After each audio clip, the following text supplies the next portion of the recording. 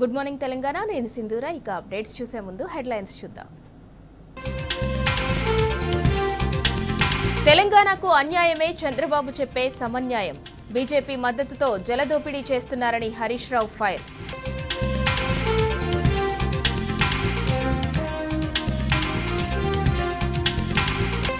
పదిహేను నెలల కాంగ్రెస్ పాలనలోనే 1,65,000 కోట్లకు పైగా అప్పు. రేవంత్ దివాలా కోరుతనానికి నిదర్శనమని కేటీఆర్ ఆగ్రహం.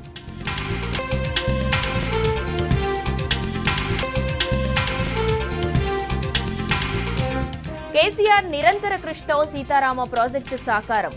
ఉమ్మడి ఖమ్మం జిల్లాకు సాగు, తాగునీటికి భరోసా.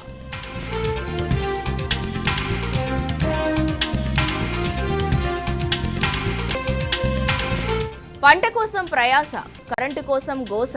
రేవంత్ పాలనలో ఆగమవుతున్న అన్నదాత.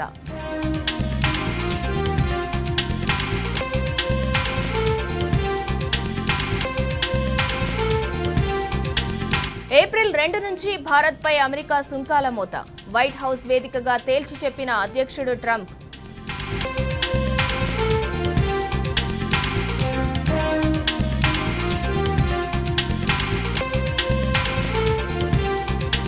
రెండో సెమీస్లో సౌత్ ఆఫ్రికాపై న్యూజిలాండ్ గెలుపు. ఈ నెల 9న టీమిండియాతో కివీస్ ఫైనల్ ఫైట్.